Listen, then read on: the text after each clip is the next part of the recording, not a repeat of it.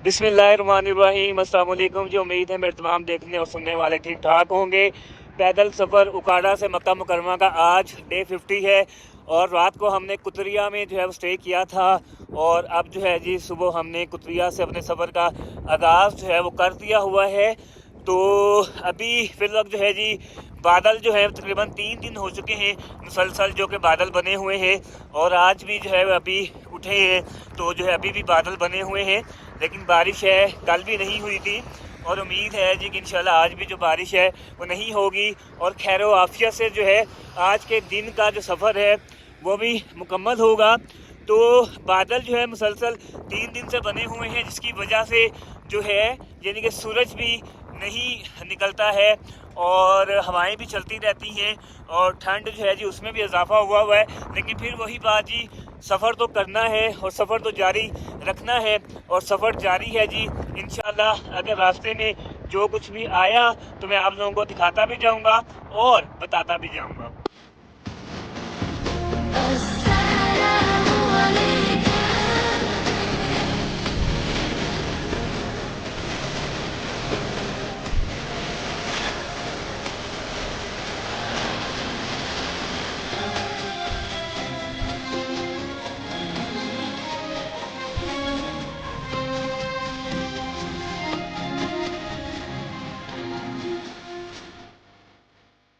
सफ़र जारी है और धूप आज में निकली हुई, बादल बने हुए हैं और बादलों के बने होने की वजह से मालूम ऐसे ही हो रहा है कि जैसे दिन में जो है वो शाम हुई है।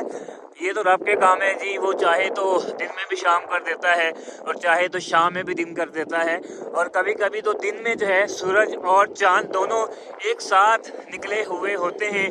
तो बस जी हमारा रब जो है वो हर शय पर कादिर है और वो चाहे तो कुछ भी कर सकता है। दोनों तरफ जी वीरानी ही वीरानी है और दोनों तरफ वीरानी होने की वजह से फिर कुछ खास आप लोगों को दिखाने के लिए भी नहीं होता। यही बात मैंने अपने कई ब्लॉग्स में आप लोगों को बताई है कि ईरान के अंदर जो आबादी का मसला है वो बहुत ज़्यादा है। आबादी जो है बहुत ज़्यादा दूर दूर होती है और मैंने पिछले अपने एक ब्लॉग में कहा था कि अगर वो बंदा जो कि कभी बलूचिस्तान नहीं आया, जैसे कि मैं अभी पहली मरतबा बलूचिस्तान से होकर आया हूँ, तो कोई बंदा अगर पहली मरतबा बलूचिस्तान जाए तो वो वहाँ जाकर हैरान हो जाता है कि यहाँ पर बलूचिस्तान के अंदर कई कई किलोमीटर्स तक कोई आबादी नहीं आती। लेकिन अगर वो बलूचिस्तान से होने के बाद ईरान आ जाए तो फिर वो कहेगा कि नहीं, बलूचिस्तान के अंदर तो फिर भी 45, 50, 60 किलोमीटर्स के बाद आबादी आ जाती है। लेकिन जो यहाँ पे मामला है ईरान के अंदर, यहाँ 100, 120, 150, 200 किलोमीटर के बाद जाकर जो है कोई ना कोई आबादी आती है। लेकिन अल्लाह का नाम लेकर सफ़र जारी है। पीछे आप खालिद साहब देख रहे हैं और निशान भाई को भी देख रहे हैं। खालिद साहब ने इंसुलेशन उठाई हुई है, निशान भाई ने जो है वो पीछे जो है वो आगे रजाई पकड़ी हुई है, पीछे खेमा उठाया हुआ है और मैंने अपना बैग भी पहना हुआ है, जो एक्स्ट्रा बैग है जी वो भी पहना हुआ है। तो सफ़र में भी आपको पता है कि मिल मिलाकर जो है वो काम किए जाते हैं और सफ़र में सबसे बेहतरीन बात ये होती है कि जब आपको आपकी सोच के मुताबिक लोग मिल जाते हैं तो फिर सफ़र जो है वो बड़ा आसान हो जाता है। तो अल्हम्दुलिल्लाह जी निशान भाई और खालिद साहब से पहली मुलाकात जो है वो मेरी इस्लामाबाद में हुई थी जब मैं कोयटा पहुंच चुका था और कोयटा से वापस इस्लामाबाद गया था। तो वहां पर खालिद साहब और निशान भाई मुझे मिलने आए थे क्योंकि ये भी तब पैदल सफ़र की तैयारी कर रहे थे और वीज़ों के हवाले से आए हुए थे। तो उसके बाद फिर हम तफ्तान में इकट्ठे हुए हैं और अल्हम्दुलिल्लाह हमारा सफ़र जो है वो एक साथ बहुत अच्छा जा रहा है और हम आपस में हंसी मजाक भी करते रहते हैं और सफ़र भी जारी रहता है और बिल्कुल भी ऐसा मालूम नहीं होता कि हम जो है वो नए जानने वाले हैं। ऐसे ही लगता है कि पता नहीं कितना पुराना जो है वो ताल्लुक़ है। यानी कि अब जैसे मर्ज़ी हंसी मजाक कर लें, कोई भी बात कर लें, तो कोई भी हम में से जो है वो बुरा नहीं मानता, और हम सुकून के साथ जो है सारी काम करते हैं, सफ़र भी करते हैं, रात को खैमा लगा कर सोते भी हैं, और दिन में जो है वो रुकते भी रहते हैं। तो जो भी करना हो, तो ज़िशान भाई और खालिद साहब में से जी अगर किसी ने कुछ कहना है तो मैं लाजमी चाहूँगा कुछ कह दें।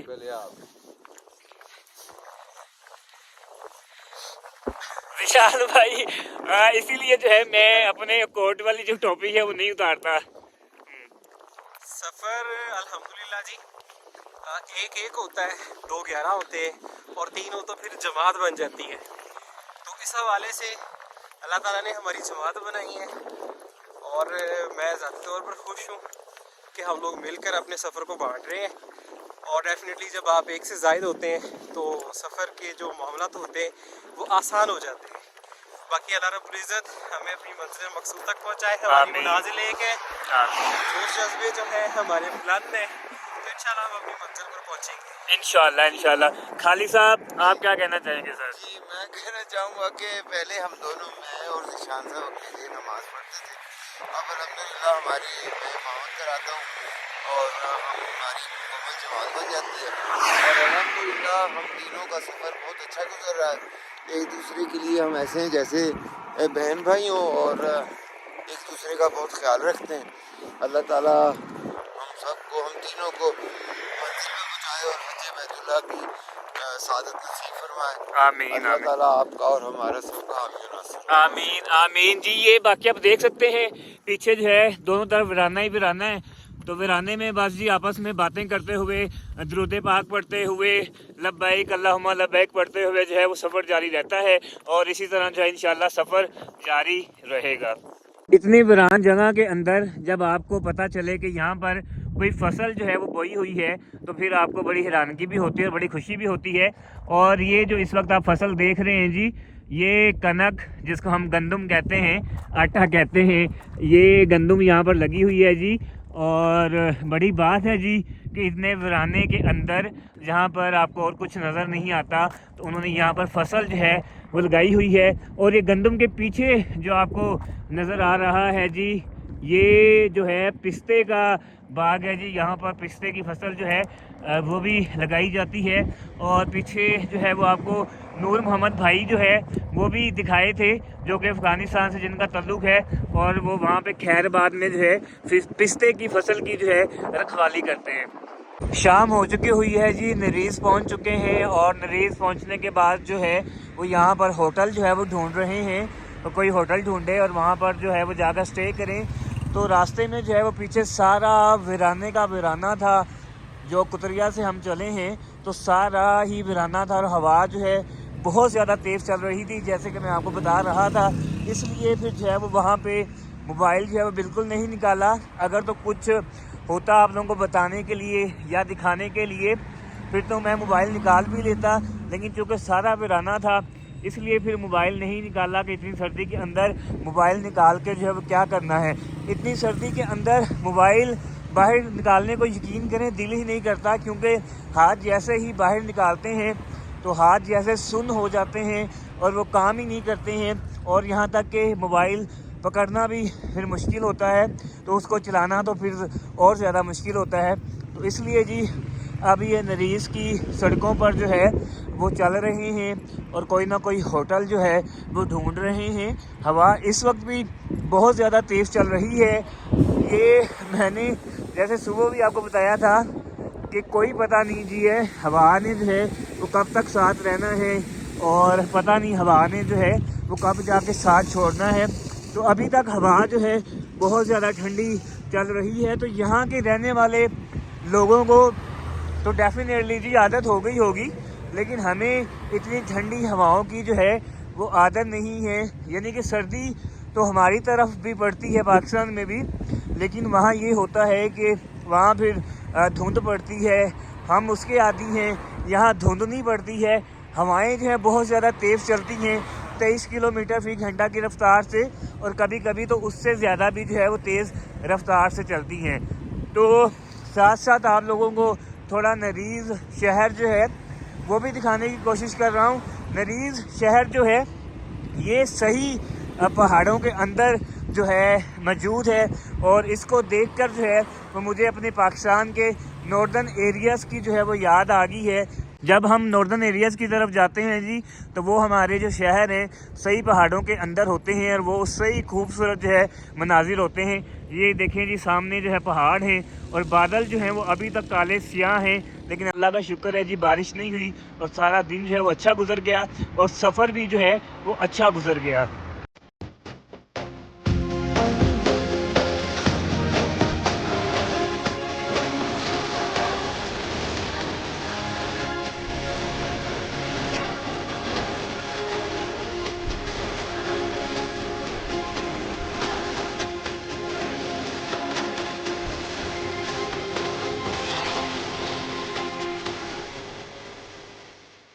होटल अभी हम ढूंढ रहे हैं। एक होटल में गए थे, लेकिन वो ईरानी जो है 15 लाख रुपए मांग रहे थे, जो कि बहुत ज़्यादा बनते थे। ये सामने देखें जी, स्टैचू उन्होंने बनाया हुआ है बड़ा खूबसूरत। खूबसूरत बात ये है कि उसके हाथ में किताब है और दिखाया गया है जी कि वो किताब जो है वो पढ़ रहे हैं, और अभी जो है वो हम दोबारा होटल ढूंढ रहे हैं।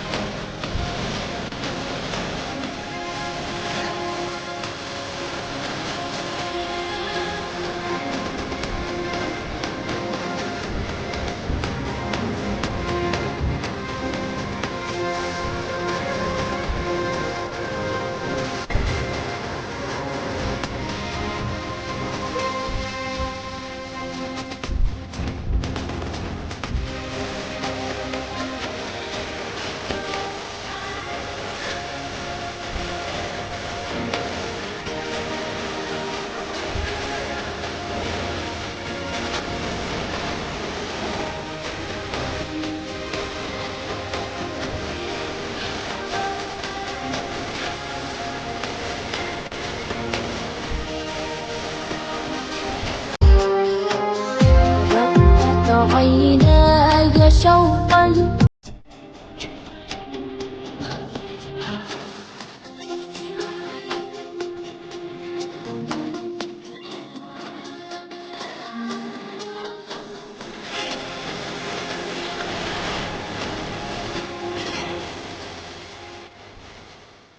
होटल ढूंढ लिया था, और होटल ढूंढने के बाद खाना खाने गए थे, और खाना खाने के बाद जो है अपनी होटल में जा रहे हैं। और आज नरीज़ में होटल जो ढूंढना था बहुत ज़्यादा मुश्किल था। यहाँ पे तब्दील चल रही है, और जब से ईरान दाखिल हुए हैं तो हर तीसरे दिन इनकी तब्दील चल रही होती है। समझ नहीं आती कि तब्दील जो है वो किस चीज़ की है। लेकिन मज़ेदार बात यह है कि इनके होटल्स में भी तातील है। हमारे पाकिस्तान में तो छुट्टी हो तो गवर्नमेंट के जो ऑफिस वगैरह होते हैं वो बंद होते हैं, लेकिन यहाँ पे थोड़ा मामला जो है और है। तो 2 होटल्स जो हैं वो तातील की वजह से, यानी छुट्टी की वजह से बंद थे, और एक होटल तो ईरानी 15 लाख तुमन मांग रहा था, जो कि बहुत ज़्यादा बनते थे। उसके बाद अब हम जी इस होटल में आए हैं, और अब होटल की तरफ जो है वो जा रहे हैं, और जाकर जो है जी वो होटल फिर मैं आपको दिखाता हूँ। होटल आ गया है जी। अब अपने रूम में जो है वो चलते हैं, और रूम में जाने के लिए लिफ्ट में आ जाएं, प्रेस करें 3, और